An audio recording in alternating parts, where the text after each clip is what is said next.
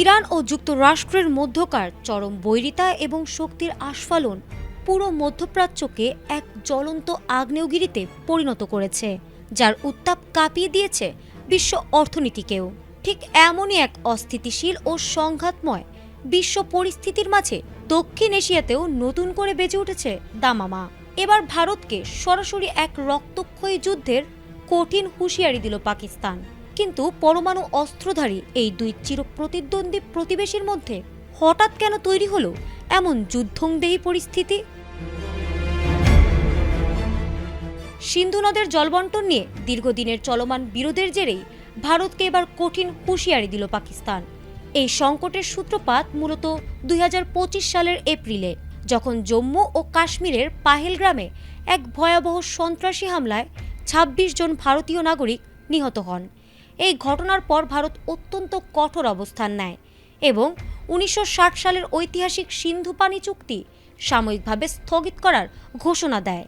সঠিক প্যাড আর সঠিক তথ্য দিয়ে এসব সামলে নিব এক হয়ে। Mona Lisa sanitary napkin. দিল্লি স্পষ্ট জানিয়ে দেয়, পাকিস্তান সীমান্ত পারের সন্ত্রাসবাদে মদদ দেওয়া পুরোপুরি বন্ধ না করা পর্যন্ত এই পানি চুক্তি কার্যকর হবে না।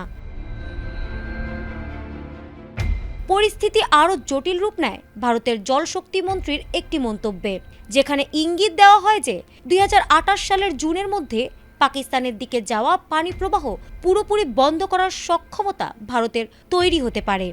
পাকিস্তানের কৃষি, অর্থনীতি ও জীবনরেখা মূলত সিন্ধু নদের পানির ওপর নির্ভরশীল হওয়ায় এই ঘোষণা তাদের অস্তিত্বের সংকটে ফেলে দেয়।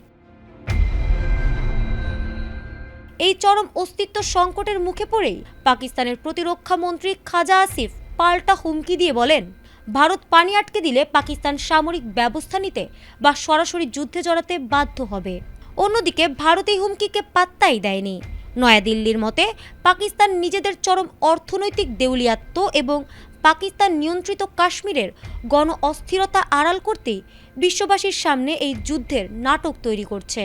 তবে কি জলবায়ু পরিবর্তন আর পানির তীব্র সংকটকে কেন্দ্র করে দক্ষিণ এশিয়ায় নতুন এক রক্তক্ষয়ী মহাযুদ্ধে জড়াতে যাচ্ছে ভারত পাকিস্তান?